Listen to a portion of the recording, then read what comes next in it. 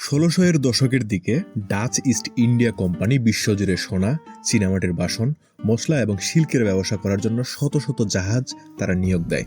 কিন্তু এই বিশাল ব্যবসাটা চালানো তাদের জন্য মোটেও সহজ কোনো একটা বিষয় ছিল না, কারণ শত শত জাহাজ পরিচালনা করার জন্য কিন্তু অনেক টাকার প্রয়োজন ছিল। তখন এই কোম্পানিটি তাদের দেশের নাগরিকদের বলে, আপনারা আমাদের এই ব্যবসাতে টাকা বিনিয়োগ করতে পারেন, এতে যা লাভ হবে সে টাকার একটা অংশ আপনাদের দেওয়া হবে। তাদের এই কথা শুনে অনেকেই এখানে টাকা বিনিয়োগও করে এবং বিনিয়োগের ফলে এই কোম্পানি অনেক বড় একটি সমুদ্র যাত্রা সম্পন্নও করে। যারা এখানে বিনিয়োগ করেছিল তারা তখন ভালো পরিমাণ টাকাও সেখানে পায়। আর এই ছিল স্টক মার্কেটের প্রথম সূচনা। এই যে ডাচ ইস্ট ইন্ডিয়া কোম্পানি অজান্তেই বিশ্বের প্রথম স্টক মার্কেট আবিষ্কার করেছিল, তারপর থেকে কোম্পানিগুলো সব ধরনের ব্যবসায় বিনিয়োগকারীদের কাছ থেকে তহবিল সংগ্রহ করে চলছে। এবং আজকের এই দিনে এসে স্টক মার্কেটটাকে ভালোভাবে বোঝার জন্য স্কুলে, কলেজে, এমনকি বর্তমানে টেলিভিশন চ্যানেল পর্যন্ত রয়েছে যারা স্টক মার্কেট সম্পর্কে বোঝায়। কিন্তু বর্তমানে দেখতে গেলে তো আধুনিক স্টক মার্কেটটা বেশ জটিল এবং এখানে অনেক হিসাব নিকাশের বিষয় রয়েছে। আচ্ছা, এখন কথা হচ্ছে, বর্তমান স্টক মার্কেট যদি এত জটিল বিষয় হয়, তাহলে কোম্পানি এবং বিনিয়োগকারীরা স্টক মার্কেট ব্যবহার করে কিভাবে বিনিয়োগ করবে? আচ্ছা, সেই বিষয়ে আলাপ করা যাক।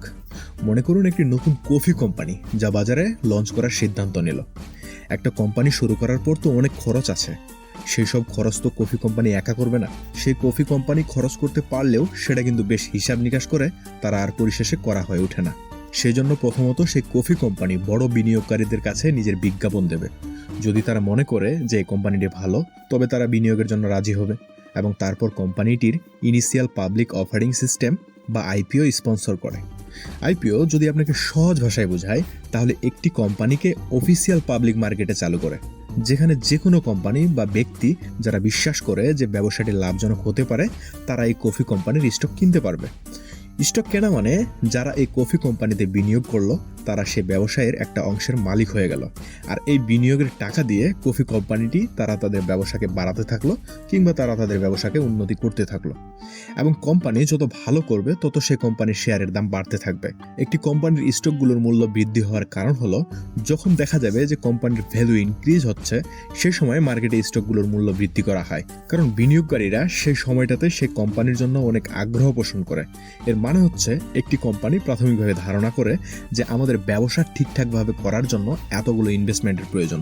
যখন তাদের চাহিদা তারা ঠিকঠাকভাবে করে নিতে পারে, ঠিক তখনই তারা স্টকগুলোর দাম বাড়িয়ে দেয়। আর এই সময়টাতে যারা ঠিকঠাকভাবে অ্যানালাইসিস করতে পারে, তারা স্টক মার্কেটের ভালো পজিশন তৈরি করতে পারে। আবার যদি কোনো কারণে কোম্পানি লস করে, তখন বিনিয়োগকারীদের স্টকের মূল্য আবার কমতে থাকে। আমি যদি এই গোটা স্টক মার্কেটকে আরও পানির মতো সহজ ভাষায় বোঝাই, তাহলে মনে করুন আপনি একটা ব্যবসা শুরু করতে যাচ্ছেন। ধরুন সে ব্যবসা শুরু করার জন্য 50,000 টাকার প্রয়োজন, কিন্তু আপনার কাছে সেই পরিমাণ টাকা নেই। তাহলে কি আপনি ব্যবসা করা ছেড়ে দেবেন? না, কখনোই ছাড়বেন না। এই স্টেজে আপনি এসে চিন্তা করলেন আপনার ব্যবসাতে কেউ ইনভেস্ট করুক। সেই জন্য আপনি প্রাথমিকভাবে সেই ব্যবসা নিয়ে ইনভেস্টরদের কাছে একটা ওভারভিউ দিলেন যে আমি এই বিজনেসটা এভাবে শুরু করতে চাই, এভাবে মার্কেটিং করতে চাই এবং প্রতি মাসে এত টাকার রেভিনিউ জেনারেট হতে পারে। সেজন্য আপনি কতগুলো স্টক রেডি করলেন, এগুলোর দাম নির্ধারণ করলেন এবং আপনার দাম অনুযায়ী ইনভেস্টররা স্টকগুলো কিনলো। মানে তারা আপনার কোম্পানিতে স্টক কেনার মাধ্যমে ইনভেস্ট করলো।